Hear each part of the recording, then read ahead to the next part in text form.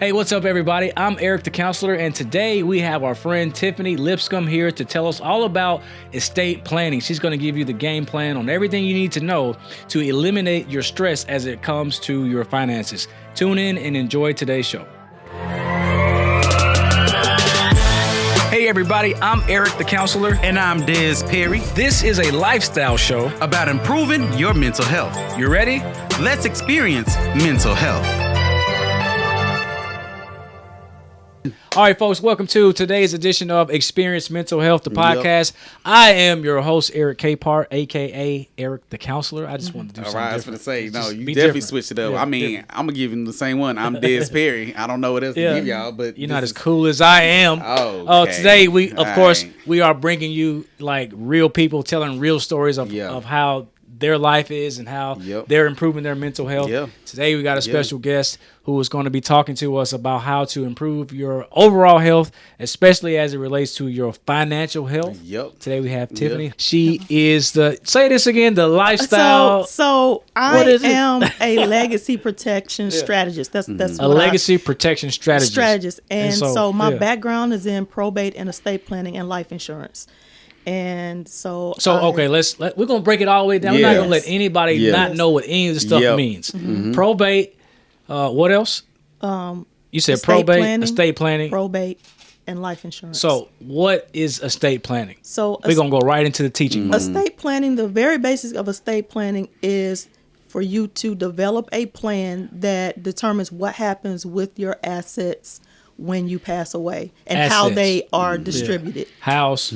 Money, we're talking about homes, IRA accounts. We're talking about anything of value. Yeah. Anything of value. And people assume that you have to have millions of dollars for you to have an estate plan. Mm-hmm. Regardless if you have $5 or $5 billion, everyone has an estate plan. It's just that most people don't proactively decide how their belongings are going to be handled or distributed. So the estate is about your belongings when you pass. Who gets it? How's it disseminated? Your beneficiaries, and how you want things to be distributed, at what intervals or time frames you want them to be distributed. Why, it's all that. It's all of that, because you may have minor children, and if something were to happen to you and they're still minors, you don't want them to get things outright. You may want them to be held in trust, for example, and them to get it at a later time. Absolutely. When they're more responsible. Okay. So estate, probate. So we all know that we're all going to leave here at some point. We all going to leave out of here. Can't take none of this stuff with you. Cannot take any of it with you. So probate is a legal process by which you a lot of times have to go through a court proceeding, and a judge kind of walks your executor, or if you have a will, if you don't have a will, it's called a testator. Not a testator, but an administrator. To walk them through the process. Did you say a testator? Did that a testator? Oh, okay. I'm like, no, a testator is someone who. That's what it sounds like. A testator is someone who makes a will, but the administrator or executor is the person who oversees your assets and oversees the legal process for distribution of your assets, paying final expenses, making sure your final tax return is done, and can also help your trustee if there's going to be a trustee to oversee asset distribution. Your executor or administrator can help with that. So the probate is a person? The probate is a process. The probate is the legal process for distribution of your assets, paying of final expenses. So your estate, the probate, it's a process that makes sure that your estate is executed. That is correct. The way you designed it. Yeah. If you have a will, then you have had a say. If you don't have a will, then the state in which you were a resident when you passed away, there are laws that are already pre-designed that says who gets what. Yeah. Okay. And that's called dying intestate. Hey, so that's a lie. That's her. That's what she does. Now, Tiffany is a victim of the tornado in Nashville. Yes. The building that she lived in was hit. And she was told that you could no longer live in that building. No. And so we were talking just a few minutes before the show, like, what is this, like, how is all this coming into play for you? You know, with your profession and all this information that you have, and now you're in a situation where you've lost everything. And how does all that come together? It is very overwhelming. Number one, very overwhelming, because I feel that even being in the middle of this disaster and having to leave my home, leave my residence in the middle of the night, I was able to leave. I'm still here. Yeah. I have a story. I have a roof over my head. I was able to show up here today. Yeah. This literally happened 3-4 days ago. Yeah. So I don't have anything to complain about or to kind of, feel some type of way about, or at least that's what I'm thinking right now. Yeah. But going through this process further confirmed how important it is to be prepared as much as possible. Now, nobody can predict a natural disaster. Right. Yeah. But you can prepare and make a natural disaster more of an inconvenience for your family and not a pure and absolute hell for your family, mentally, physically, emotionally, and spiritually. There are some things that you can put in place. One of those things that I was fortunate enough to have in place was renter's insurance. So although I'm displaced, I don't have a permanent home at this point. My renter's insurance is helping to make sure I have a roof over my head and I'm not having to come out of pocket for that. Right. All of my items that were destroyed and that I can basically never see again, my renter's insurance covers that, covers the expenses for retrieving items that are salvageable and replacing those that aren't. Yeah. And it just in general, knowing that if I didn't have my IDs or my debit cards or credit cards or anything like that, I had pictures of those cards stored. You already just had. I had that stored on a cloud. So if I needed to call and say, cut this card off, stop, my bank account so they wouldn't be compromised. Just little things like that you don't think about, especially now, because the first thing you want to do is to get to safety. Right. Then you want to make sure that you've communicated with your loved ones. Some people didn't have cell phones to be able to do that. And guess what? We don't remember phone numbers anymore. Nah. Man, what? I don't know my mama's phone number. I just learned my wife's phone. number. I just learned It's hers. about the only number I can call. So just thinking about stuff like that, and then I'm had a few moments to get some of the items out of my place, and I'm like, wow, here are my life insurance policies. Let me take those with me too. Some people can't put their hands on their life insurance policies, and that's important. Even on your renter's insurance policies, because as much as we would like to believe that, yes, your company is for you and is going to do what they have promised, you want to make sure that you read those provisions for yourself and know that they're doing what you've paid them to do. Yeah. And so having even access to that while you're trying to find somewhere to live, you need to get somewhere warm and safe. If you have children, I'm by myself. So it was easier for me to get to safety, and I'm just having to be concerned about myself. But I'm thinking about the people who have multiple individuals in their families. You got children, you might, and spouses, and you have elderly grandparents or uncles or aunts that you're caring for. And what about their needs? It is overwhelming when could potentially be the one that's primarily responsible for a household, and the information that you need to provide to these agencies, these state and federal agencies, so that they can give you assistance, you don't have. It's gone. It's gone. I'm just thinking we got to have a better way in the case of emergencies, because I don't have my Social Security card and my kids and everybody's information in my wallet. Exactly. But when I went through the FEMA process, just so I could see what it was, that is one of the pieces of information you have to have is the Social Security number. Wow. Now, it's not saying that they won't still help assist you, but it will be delayed. Really? But on the application process, it does ask you for your banking information, your routing number and account number as well. You may not have that readily available, but they will be able to process you a lot more quickly and send the money straight to your account. So that was one good thing, but I'm thinking some people don't have that. Who has that? I don't even know. I know my account number, but that's it. Nobody has that. So in going through just a little bit of that, just having a taste of that and knowing, like, it makes me open up or ideas for what I can do to help people better prepare for situations like that. And even if it's not another natural disaster, it could be an accident. It could be, you're out of pocket for whatever reason and you can't get to these records that you need so that you can get the assistance that's been promised to you. How can I help people prepare to be able to do that?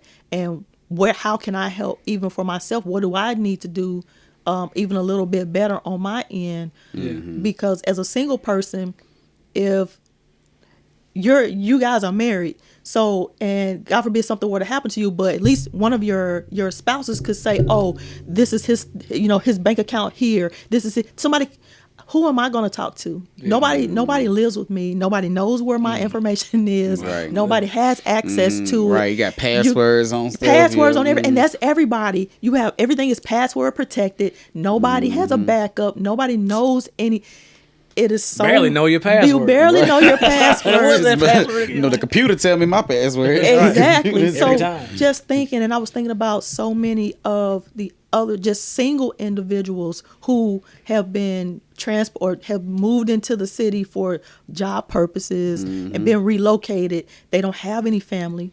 Their friends are their coworkers. Right. And I especially thought about the young women who are literally fending for themselves at this point, trying to find a place to live, somewhere that's safe because they're alone. Like, I'm at this place now by myself, and I'm like, they don't have anybody. Their family is, in another state, potentially in another country, single women, out here just trying to make their way through this disaster. So my mind has literally been all over the place. Wow.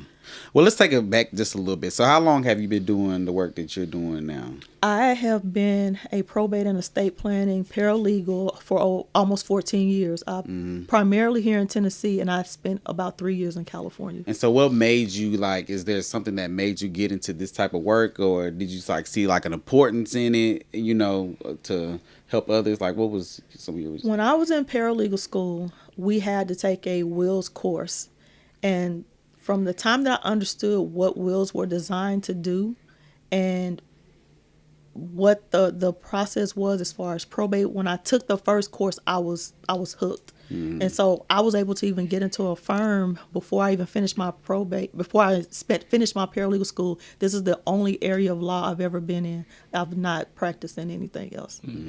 Wow. I'm sitting here thinking about the psychological impact of what you're going through. This, I know we didn't invite you here to talk about that. Yeah. We did. Yeah. Right. When we invited you to come here, that was weeks ago, we didn't know a tornado was going to hit and hit where you live. Right. But just listening to you, and I'm hearing you, and I'm a counselor. I'm like, Tiffany, how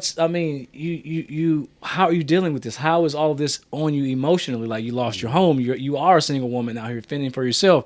You're staying in Airbnb. How is talk to us about how you're maintaining and how you just tell us give us some insight into, because you were in this. Yes. Yeah. So one thing I can say is that I think there are a lot of things that I was practicing and doing before that has helped cushion the blow. One of those things was I have been physically taking care of myself. Right. She works out in the gym with us, by the way. We had our trainer in here. She's in there killing it with us.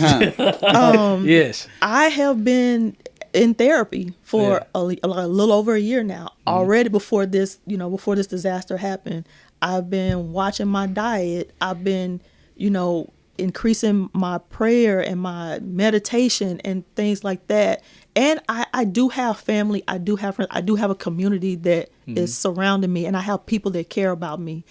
Those things combined are the reason why I'm able to sit here today, right now, looking like nothing has happened to me. Right, because you're looking like nothing has happened to you. Looking like literally nothing. Looking like I didn't literally walk through rubbish and debris and over power lines and through water to get to safety so I could plug up my cell phone so I could respond to my loved ones 4 days ago. Wow.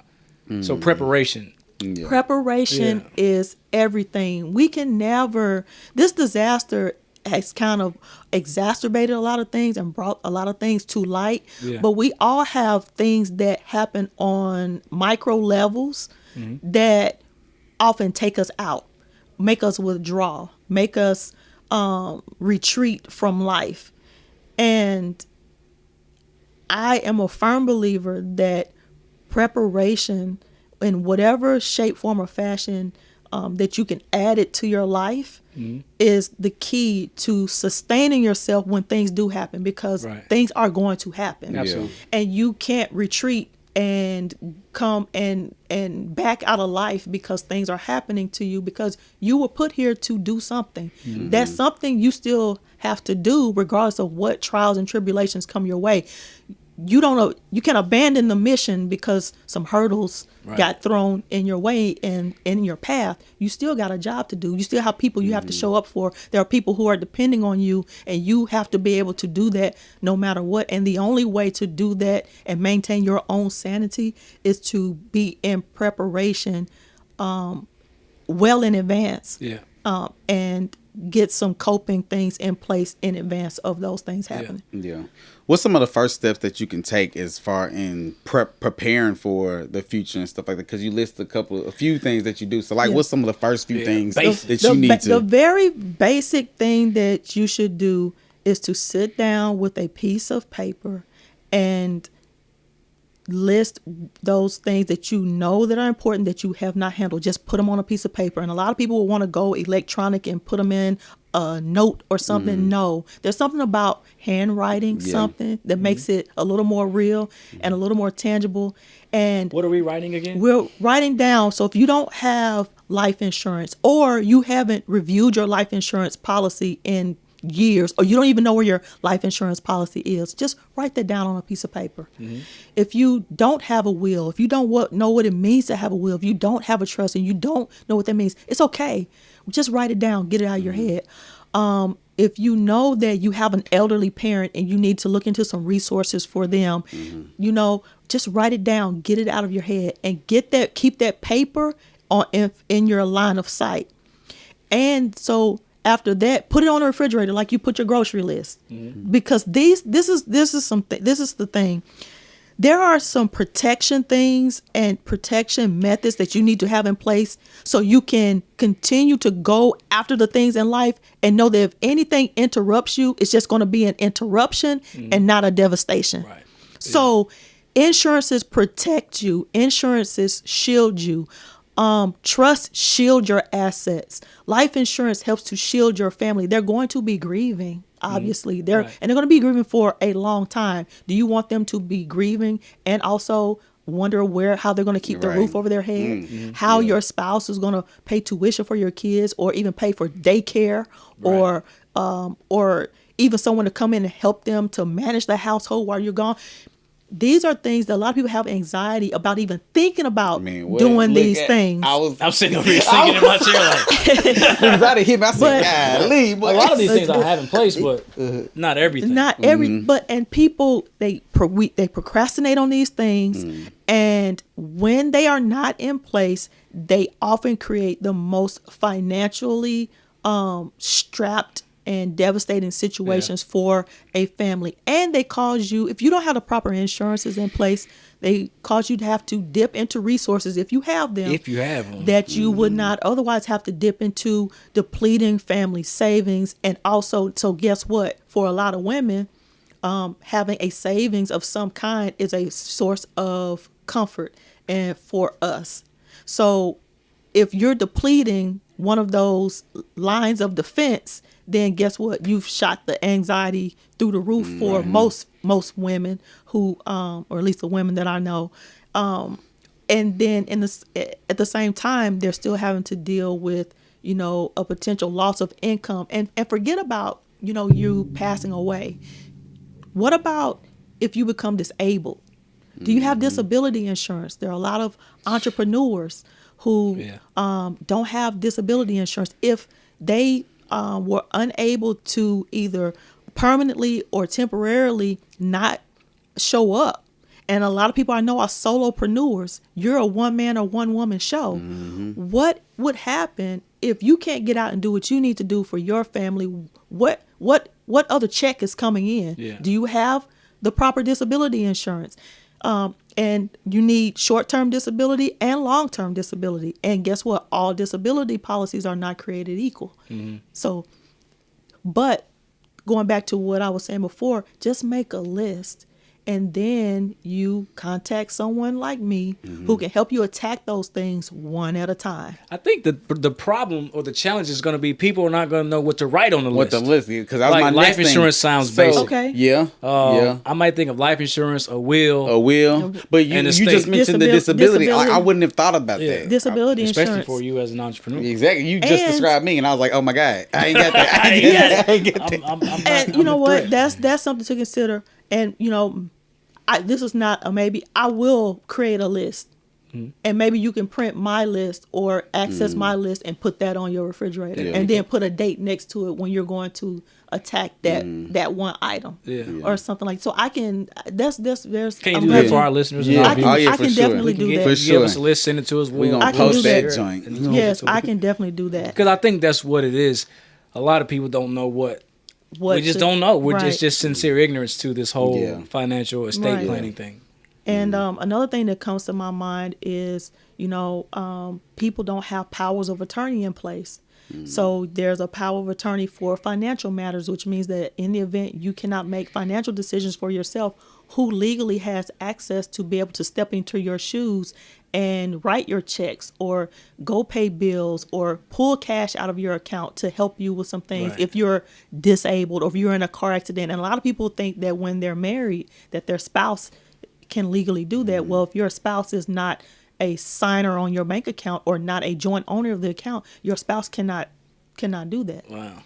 So what happens if you get injured, disability, and you can't sign for yourself, and you haven't already assigned that power of attorney? Then what happens? That's a good question. So what happens at that point, depending on the level of your disability, your family will have to seek what's called a conservatorship from the court, which means that your family will have to pay money to go to court and have a judge say, okay, Eric is temporarily disabled or he's permanently disabled and no one can access his accounts or assist him in any way. Okay, now your wife could petition and say, I want, and in most cases, if you're married, it will be your spouse. And so you would get letters of conservatorship, and that literally will say letters of conservatorship, and it will have your wife's name and says that now your wife can handle all of your personal business. Wow. But that requires going to court. That requires money. And guess what? In the meantime, the money is still sitting in the account. She may not be able to access that. Right. She's not going to be able to sign off on certain things. And then we go to the power of attorney for health care. Who's going to make health care decisions for you in the event that you cannot? So the conservatorship will allow her to do that as well. See, like, I mean, we could probably talk all day long about stuff that I hadn't heard anything about. Yes. And it's like, you won't hear about it until you're in it. Yes. Unless you have somebody like you. Yes. Or you listen to this show and you learn. Right. But, I mean, I'm just thinking, goodness, like, how many people don't know about this stuff? Yeah. Right. I mean, we've had other people come on the show in the past, and we've talked about these things, and that's why we keep bringing more people on. Right. Because this stuff is like really important. Because like you just sat here and just described my whole life, and I'm just like, oh, like first of all, Tiffany, you don't need to be exposing me out here like this. But it's like without the information that you're sharing, how is what I know. I mean.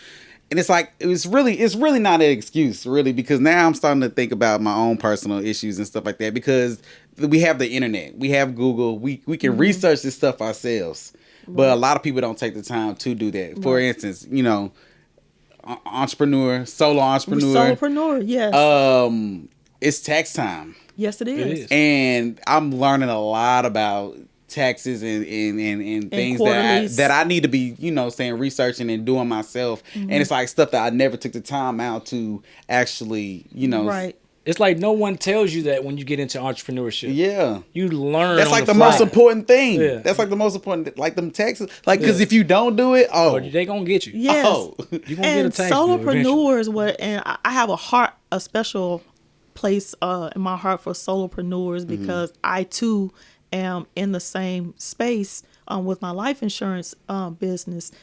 But when we talk about solopreneurs, we often think like if we have a service or product that we're wanting to get out to the world and we're thinking about pricing, we're thinking about basically like our hour, like, okay, what do I need to get paid per hour? Yeah. But what you haven't also considered your overhead. Right. So you need to also consider, all right, I need to get disability insurance. How much do I need to add to my pricing to cover that overhead? Or I need to get some more life insurance.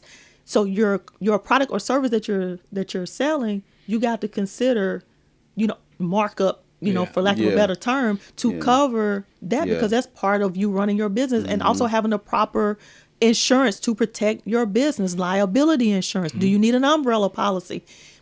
There's a lot to consider that a lot of people don't think about. And I thank God that I've had a very unique position to be in, because a lot of these things I have been exposed to. I have my certificate in financial planning from Belmont, so I was exposed to a lot of things in that way. But I literally work with millionaires on a daily basis, and I see how they've grown from the solopreneur to now these huge enterprises. Some of these clients, I've literally worked with them, seen them grow over the past 14 years. And so I've seen how, what it looks like to do things right and to do them well. And then when things happen, how they can just go drastically wrong and create much more of a financial headache and much more of stress and strain for the family. And a lot of them are like, you know what, I should have just stayed on my 9 to 5. This is not what I signed up for. But it's the preparation, it's the protection part. Everybody's after the bag. Who's protecting the bag? Exactly. You gotta protect it. Everybody's hustling to get to the bag, and you're filling a bag with holes in it. With big holes in it. Huge holes. You're filling the more money you put in it, the hole gets bigger. You're filling a fish. You're filling a fishing net. In essence, because you have you have no protection, no boundaries, nothing to seal up that bag that you're trying to pass down to the next generation, or that you're trying to use right now to live life abundantly and to live life the way you want to live it. And we don't consider how important the protection piece is. I think people don't want to, because we don't get nothing for the money. You paying these premiums every month, and you just looking. It's like, I'm just giving this money away. And I think it makes people until it happens. Then you wish, damn, I wish I could have spent that $50 a month. Yeah, I had all kinds of insurance policies. Because all it takes is one instant, to happen, like this tornado, unexpected. Who saw that coming? Nobody. The reason you have insurance is because you insure the things that you cannot write a check to cover, period. And guess what? You hope that you don't have to use it. But in the event you do, it's going to be one of the this week has been very trying, but I've been able to rest to some degree, knowing that I made a decision that is now helping me to be able to literally have much better sleep, and my mom doesn't have to worry. And it's not just for you; your family worries.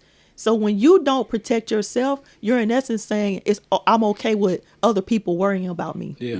I'm okay with other people taking on a financial burden because they're going to come through for you. Your family, your friends are going to come through for you. If you didn't have a roof over your head and you didn't have the insurance, they're going to figure out a way to get you housed. Guess what? That's stress on them. They are pulling from resources that they may or may not have had. And so in essence, when you blatantly, and now that you're listening to this podcast, you can't say that you don't know. Now that you do know, every moment that you go and you do not cover yourself in every way possible, you're saying, I'm okay with my family carrying that burden for me. Let's talk about so I've been having life insurance for I don't know how long. Right. As long as I've been an adult. Let's put it that way. Before I was married, I mean, I sell insurance actually, and so I want to talk about two things. Insurance seller, you look like an insurance seller. I mean, I sold insurance. It sold itself, really. I just talk to people about the options, lay out these 1, 2, 3, which one you want to do to protect your family. But there's a thing about self-insured. Talk to us about because we see famous people who we assume have these large net worths, and they die, and they don't have the things in place. So what if you feel like, well, I got all this money, I don't need all this insurance. Well, the insurance, there is a point where you can become self-insured. However, there are some losses that are the premiums are so minute or so small in scale that it would, you could pay $100,000. Just say, for example, you could pay $100,000 in premium for a life insurance policy that could pay your family $10 million when you die. Mm-hmm. When you want just with this, Why wouldn't you? Why wouldn't you do that? Yeah. Now, but there are some people that are like, for example, when we think there's like automobile insurance, at some point your car is going to deplete to a value that literally, if something happened to it, you can write a check and replace it, for $2-3, because it's only worth $2,000 or $3,000. You don't want to carry $100 worth of insurance on a $2,000 to $3,000 car. You want to keep your liability, but you may not want to keep the collision, because if it was totaled, then you're like, you have to you have to weigh that. You always want to make sure you keep your liability in place, period, for whatever asset you have. Now, the replacement of the physical automobile or the boat or whatever you have, that's something up for discussion, but always keep your liability in place. But going back to your being self-insured, there are clients that I work with that still carry life insurance, and they're worth $20 or $30 million. And the reason that they carry it is that when your estate reaches a certain threshold, when you die, depending on the state that you die, you may have to pay taxes. Right. So it's called, basically double taxation. You get taxed on the money when you make it, and potentially taxed on the money when you die, when you transfer the money to your heirs. So they keep the life insurance in place to pay those taxes. So the money that they transfer to their heirs is never touched. See, that's always it's like a game to some degree. But that's why do you know the rules of the game Yes. and how to play the game? That's right. That's why you have an estate planning attorney. That's why you have a CPA. That's why you have an insurance expert, because these individuals work together Them the coaches. to seal. You have to have a team, and especially when you're talking about a net worth or income at that level, right? You have to. It's practically, there's no amount of YouTube. There's no amount of Googling that you can do that you're going to be able to sufficiently gain enough information and do the right things to. What's that threshold? Like, at what point when you get I guess we're talking net worth probably. At what point when you get to net worth, it's time to start building a team? Well, see, I think now is the time to start no matter where you are. Because there are individuals that will work with you where you are. Yeah. And there are individuals who can coach you to get to that net worth that you're trying that you're swimming so fast to get to. Yeah. They can make sure that along the way you make the correct decision so you can get there within a time frame that you say you want to get there. Yeah. Otherwise, when you have no one helping you to navigate these things, we often make a lot of financial decisions in isolation. So you're making an insurance decision that could potentially affect a college education decision that you haven't even thought about How yet. does that help me understand that? So, for example, if you get there are certain insurances that you can get where you can invest in that life insurance. You can invest and have life insurance like together.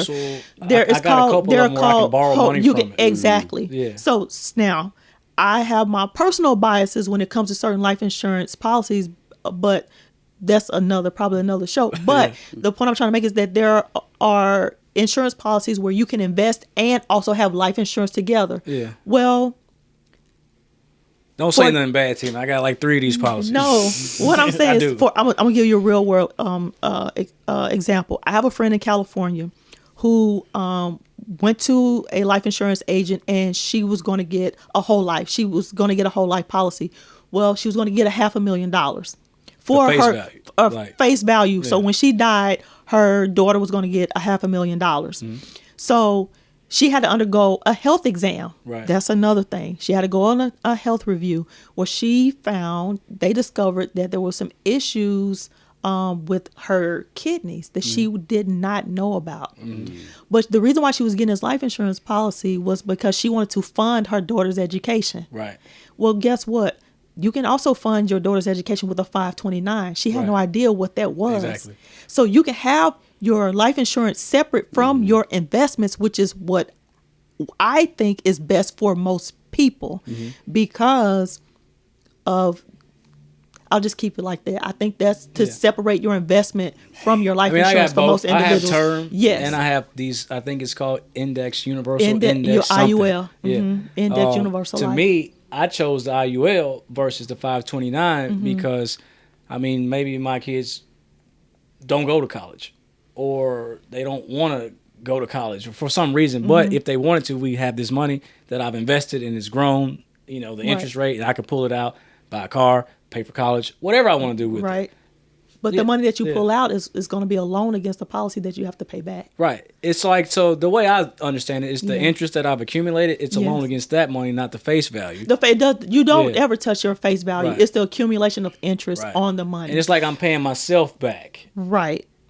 But you can also, there are also other products where you can invest. You can open an IRA for your child right now. Yeah, that's right. I need to. You can open an IRA, and guess what? That IRA you can use to fund college.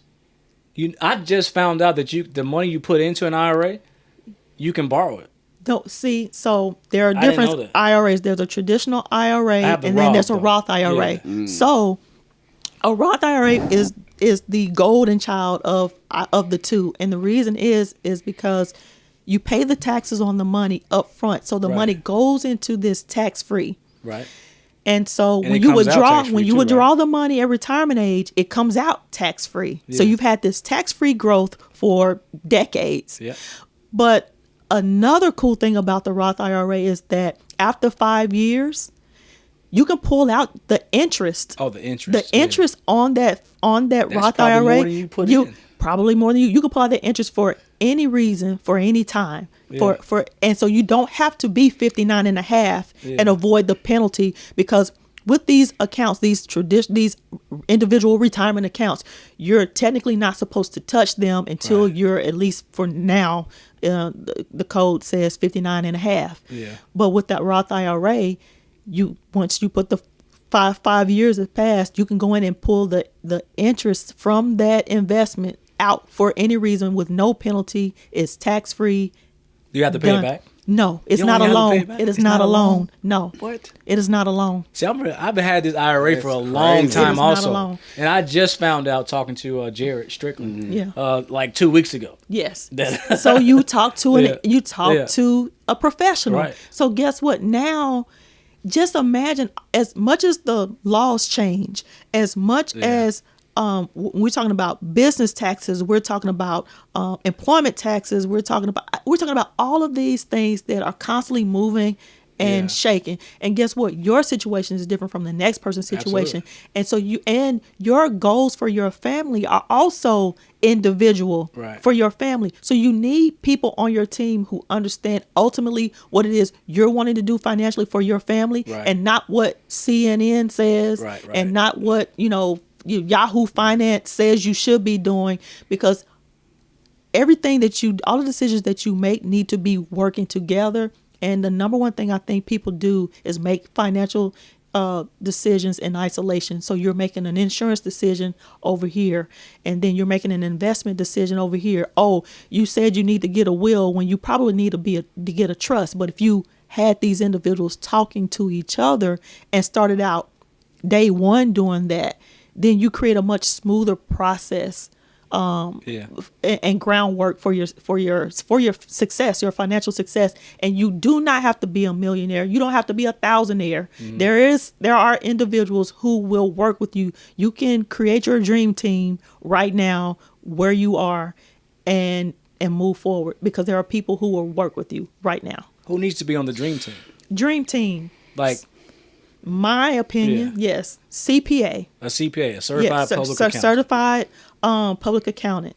You need a financial advisor or a CFP, a certified financial planner. You got to write it on paper. Don't write it in your phone. So this is what the first. Actually, what you can do is start out and get you a financial advisor or a certified financial planner. Yeah, and that's what I started with. Yes, and so guess what? They have relationships with the insurance people, with the estate planning people, and guess what? You go to them, and they kind of look at they have you bring your financials. Mm-hmm. They talk about what it is, what do you want what are your financial goals? What are your dreams for your family? They get all of this out of you. And then they plugged it into the system and they say, okay, based on where you are right now, you say you want to do this. Yeah. Okay, you're great on this goal, but you're a little off here. But if you tweak this a little bit here, then they run numbers and they show you a graph and they pull up like in 20 years you can have this. But if you did this now, you can have this in 15 years. Right. So they can run all these different scenarios for you instantaneously. And then they can say, okay, now I have this estate planning attorney over here. Let me call him or her. And so you can get this in place.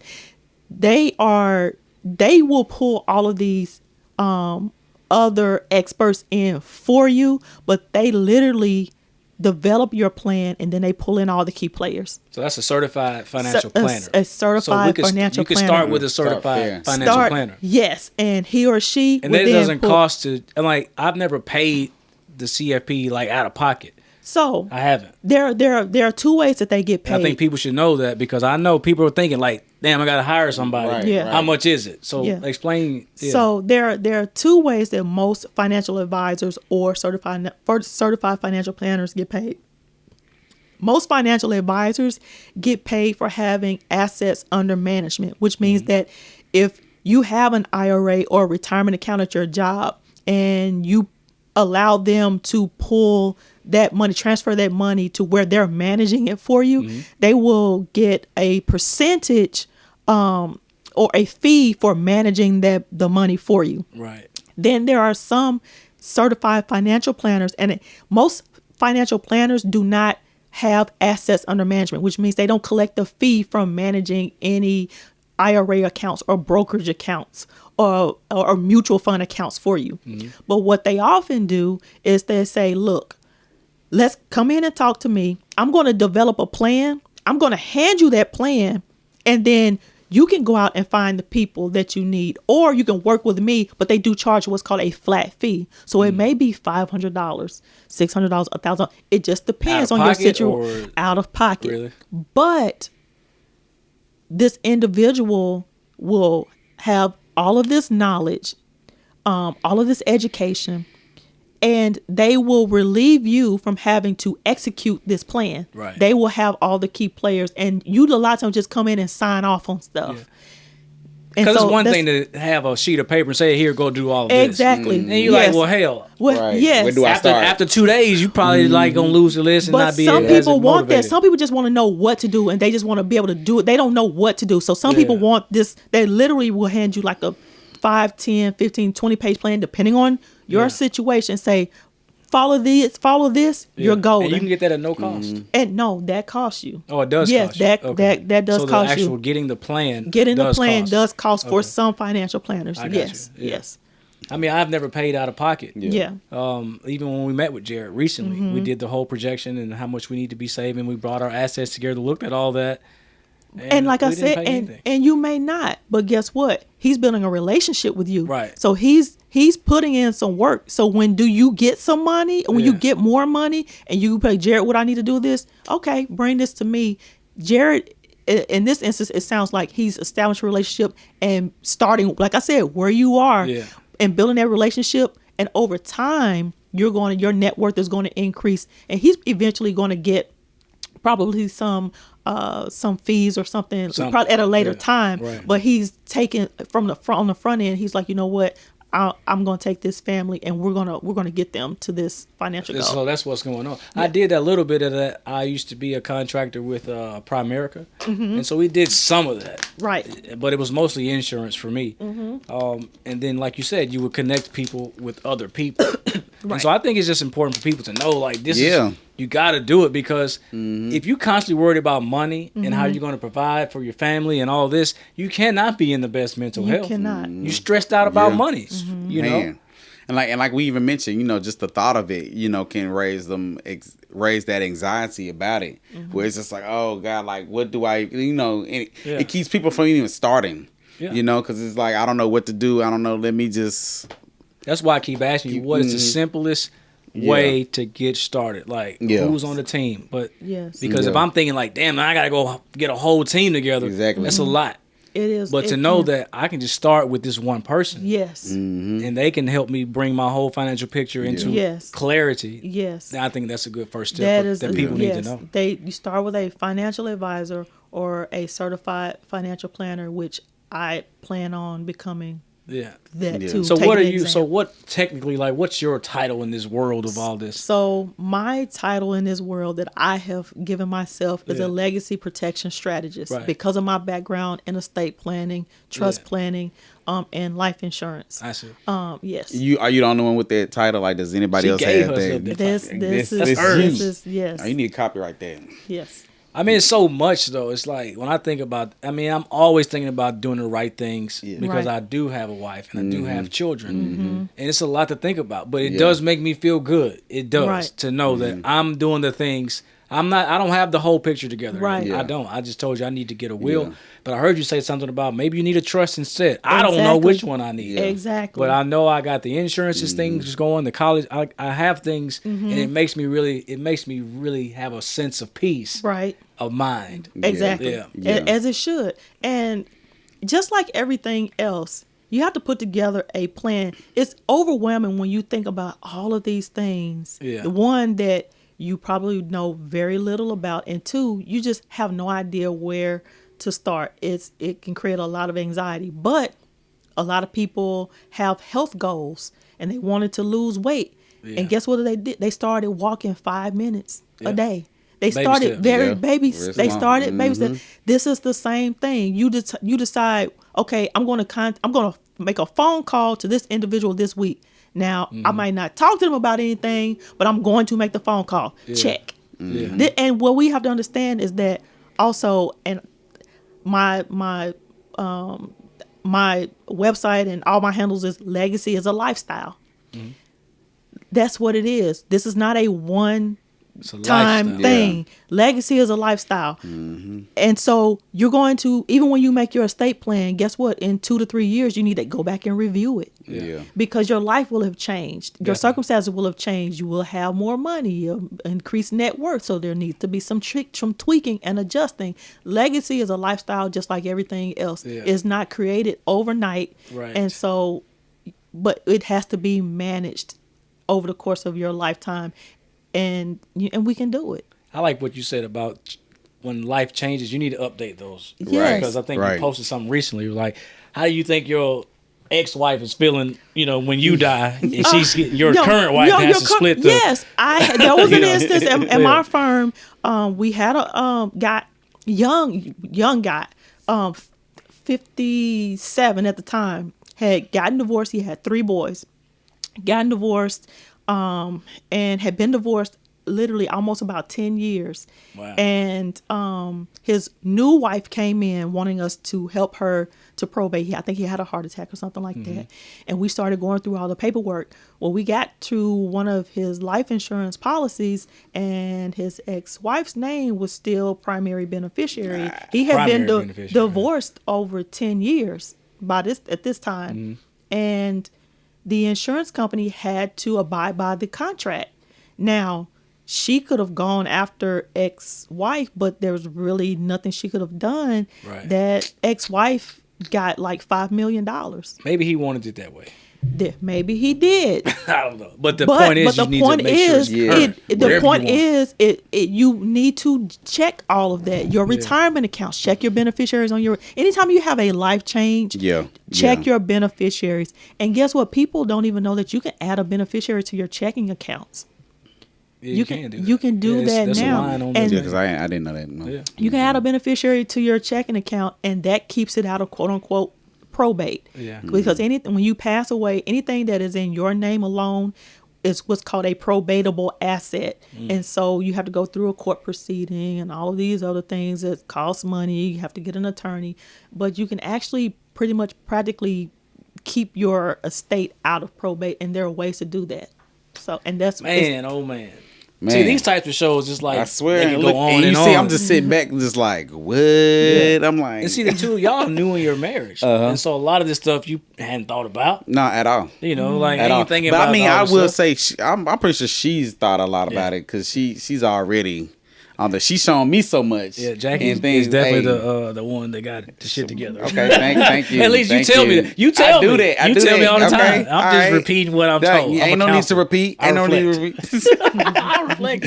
But no. Seriously, you know, now that I'm in like the position that I'm in now, especially being, you know, a head of a household and newly married, and honestly, look, even when thinking about wanting to marry her, these type of I ain't thinking about, you know what I'm saying, we gonna need to set up, you know, insurances, life insurance, and get out like that stuff that's, you know, not necessarily brought up out, but no, it's important. That's why, and I'm glad that you're able to, you know, share this information with us. When you brought up life insurance and stuff like that, a lot of people are like, man, I have life insurance. Yeah, but the only policy is through your job. Yeah. So what happens if you lose your job? And it's not usually good. The life insurance at your job is like $20,000, and sometimes it's that, or $10,000, the most I've seen them do is 1 times your annual salary. one time. So if you make $50,000, you get yes, that's what you're. That's it. That's it. Now they do a lot of times they have where you can buy more. Where you can opt in for like literally like $2 or $3. Yeah. But if you get fired or if you lose your job, it's over. You don't get to take that policy with you. Yeah. Everybody needs their own individual life insurance policy, and you need 5 to 10 times your annual income. Yeah. And people ask me, well, I need that much. Well, say, for example, you make $50,000 a year, okay? And 10 times that is like $500,000, right? Mm-hmm. So in essence, what you want to be able to do is that life insurance is income replacement. So you want your family to be able to take that $500,000 and put it into some type of investment to where it draws that $50,000 interest, because you don't want your family to eat into that $500,000. Yeah. You want your family to have interest or have an asset that pays your salary so they can continue to live the life to which they have become accustomed. And most of us are, and those of us who are quote unquote progressive and educated and, you know, I got life insurance. You got like $100,000, right, which will be gone with your burial. Quick. No, but I mean, the funeral is like $10,000. And then so a lot of us are underinsured, and we don't even know what type of policies we have. Do we have a term? Do we have whole life? And is that what we need for our current lifestyle and where we are right now? You've gotten married, you've got kids, or you solopreneur.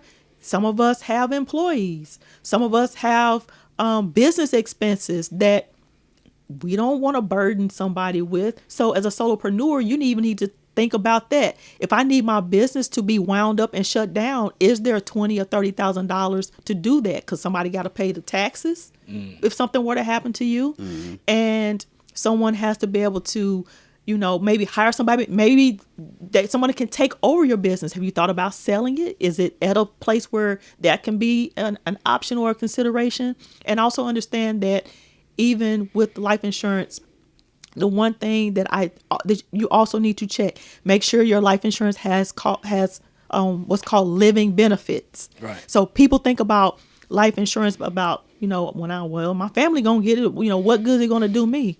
Well, when you have living benefits, if you're diagnosed with a chronic illness, a terminal illness, or a critical illness, you can pull from your life insurance now to take care of your expenses.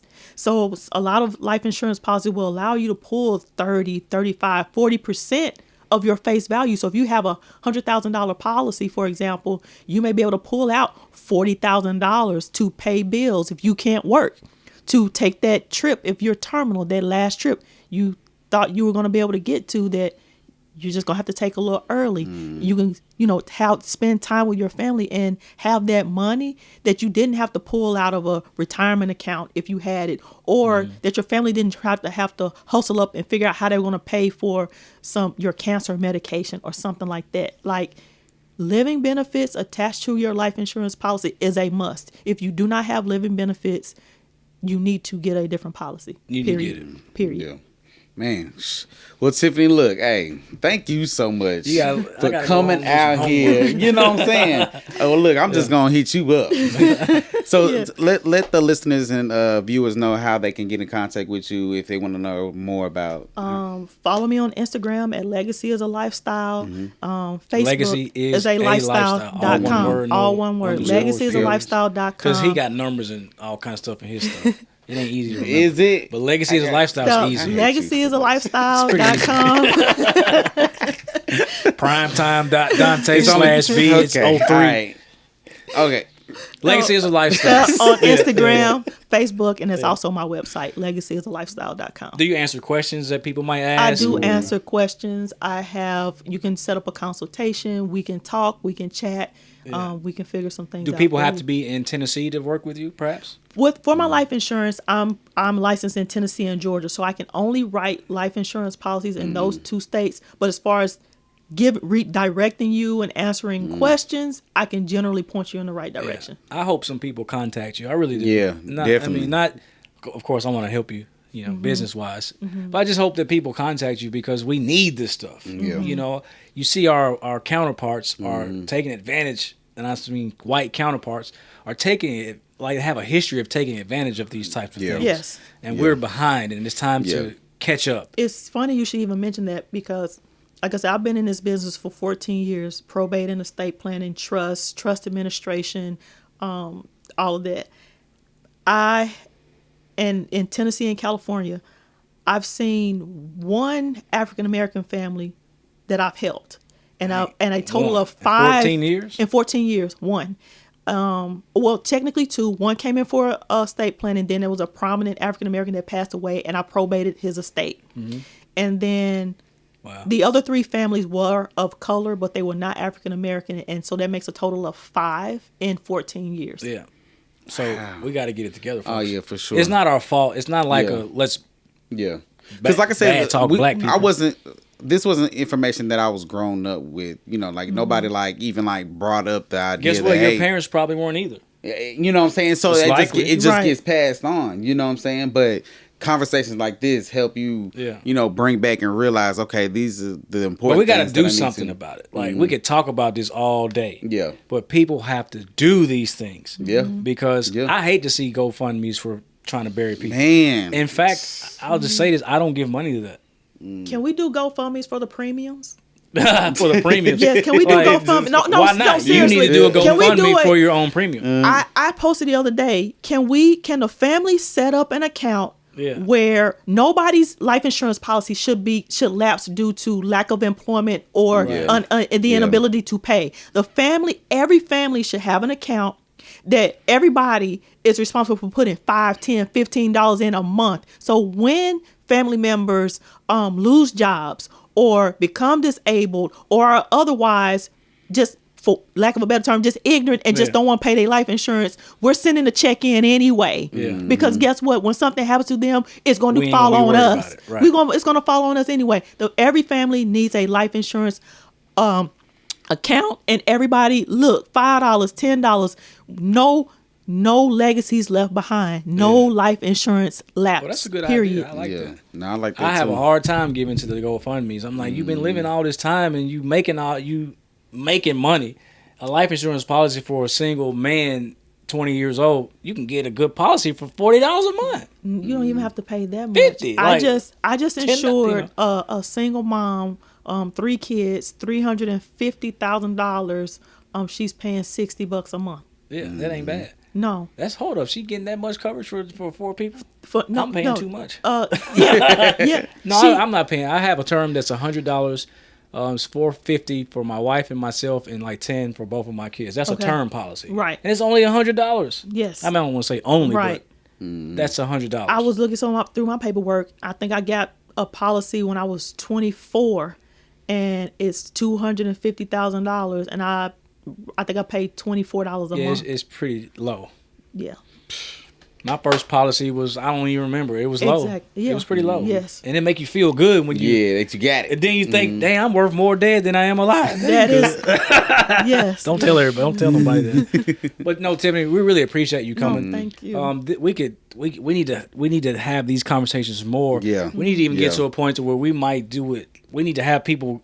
A live event where all right, we could talk about all this stuff. Yeah. But go over here and get sign signed people, up. Yeah, sign the people up. You You know. know, and if they going over their policies, their Nobody should leave out of this event without life So insurance. I'm glad you said that because I'm actually working to put together an event, a will and life insurance event where you literally come in, you get educated about both. Yeah. And before you leave, you start your life insurance application and you leave with your will. So we have notaries on deck. You can leave out there with a you will. I leave out with a will. So I'm working with some attorneys right now to try to put this clinic together. Yeah. But it is, of course, there'll be some work that has to be done on the front end. But the day that you show up for the event is to sign your will and to go ahead and start your life insurance application. Yeah. You're going to leave with those documents. That's what I'm working on. We gotta do. Yeah, I was We gonna gotta say do. keep us updated on that event. We want to make sure that we post it out on our social media as well, so people can get involved and check that out. Because again, this is important information and important stuff. So I don't even want to end the interview, but we're going. I was gonna say we got to last words. What we always, share last words. We always let the guests share last words. Any final words, advice, tips, things that people should really try to go out and do, or what do you got? I guess the one thing that keeps coming to my mind is preparation. Yeah. same. Preparation is key. Preparation and prayer across the board. Yeah. Preparation is key in anything with your mental health, your physical health, your financial health, and it starts with one task at a time. Yeah. Yeah. Period. One thing at a time. Man. One thing at a time. Keep it simple. Dez. Only one thing at a time. One thing at a time. You can't be doing all this stuff. Right. All right, folks. I know Dez doesn't have any final words, so we're gonna end it. You ain't even asked me. Did you ask me? Ask me. Dez, you got any final words for the Yes. listeners today? Out of all of this information that you heard here today on Experience Mental Health, be prepared. Be prepared. Just co-sign on what you just said. Anyway. So yeah, there you go. We appreciate you listening, watching. Be sure to subscribe to the YouTube channel. Also, send us a text message to 31996 with EMH. We'll get you subscribed. You get every show sent to your phone Monday morning. Yeah. That's going to be it. That's it. That's All it. right. Make it a great day, folks. Hey guys, if you really enjoyed that episode, make sure that you like and comment, as well as subscribe to the Experience Mental Health Podcast, because this is the #1 mental health podcast in the nation.